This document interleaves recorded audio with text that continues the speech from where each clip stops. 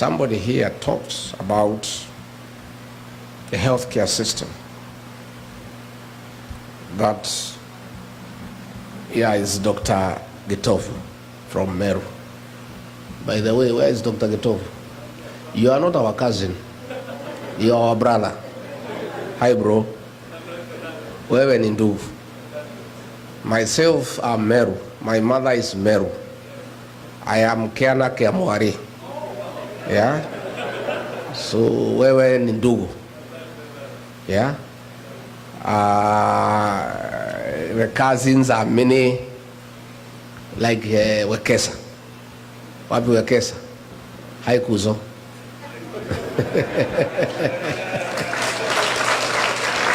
Thank you. And let me tell you,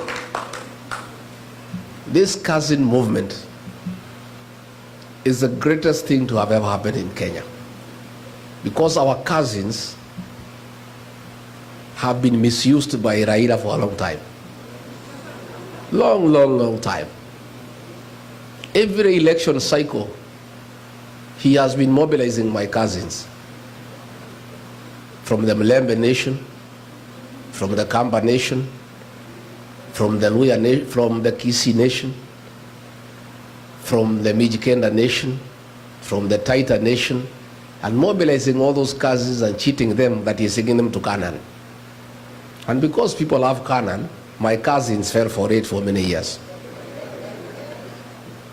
The minute he gets there, he doesn't intend to be president. He has no such intention. He's not interested. He likes power, but with no responsibility. He doesn't know how to take responsibility. So he creates problems. He is invited into government and starts eating. And that is why, like now, he is quiet. Because he's a very good observer of good manners. When you're on the table eating, you don't talk. So these cousins now have found their way as a family. And now all the cousins are talking the same language. So I saw Tinga the other day crying about cousins. He was crying in a funeral. Instead of mourning the late Phoebe Asio, he was mourning the loss of cousins from his grip.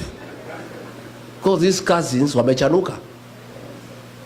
And you know, the other day when he brought problems, he was invited to the table by Ruto to eat together. He forgot all the cousins and went alone. Yet he wanted these cousins to wait for him, to mislead them every election. So whoever think of, let me tell you, don't talk about cousins. Keep off family matters. Hii ni mambo ya familia, si ndio? Mambo ya familia usiingilie. Wewe, so the cousin movement is a great thing, and all cousins, all in-laws, all the people of Kenya are one family now. And all the people of Kenya now are cousins opposed to abductions and extrajudicial killings, and they are all speaking the same language. So Gitovu talked about healthcare. We had a system called NHIF. It was struggling, but it was working. At least you could go to a mission hospital, get treated, and NHIF in one way or another will sort you out to a certain extent, and you are struggling with a small percentage. So what we needed to do was improve on NHIF, and all we needed was 800 million Kenya shillings to reform the system and make it working. Instead, William Ruto threw it out, brought another system, another animal called SHA and NHIF, at a cost of 104 billion Kenya shillings to replace NHIF, and it is not working, and that money has been stolen. As we speak, the hospitals have said that civil servants must pay in advance because SHA does not help.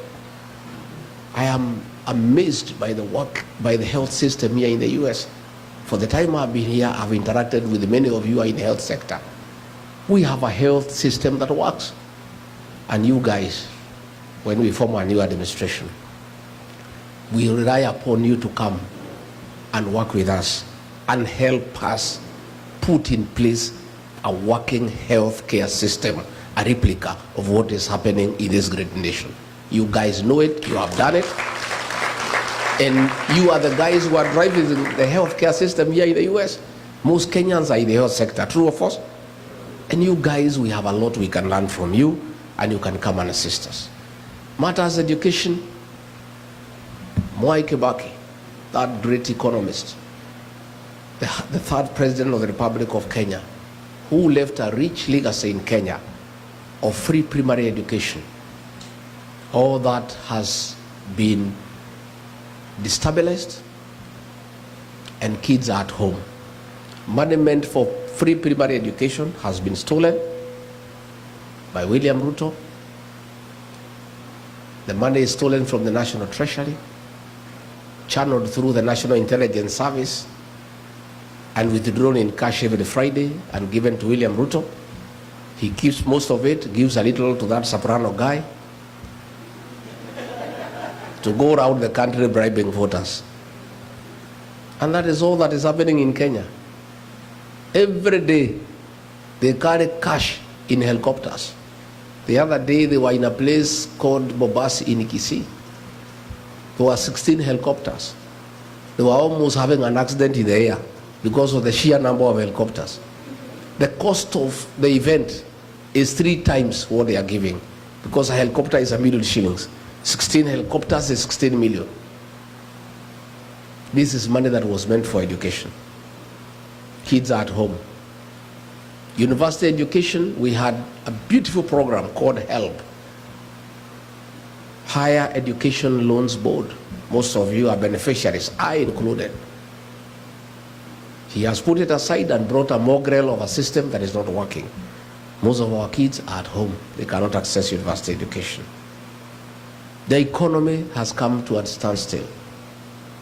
Pending bills have not been paid for 3 years. People who did work for government are being auctioned.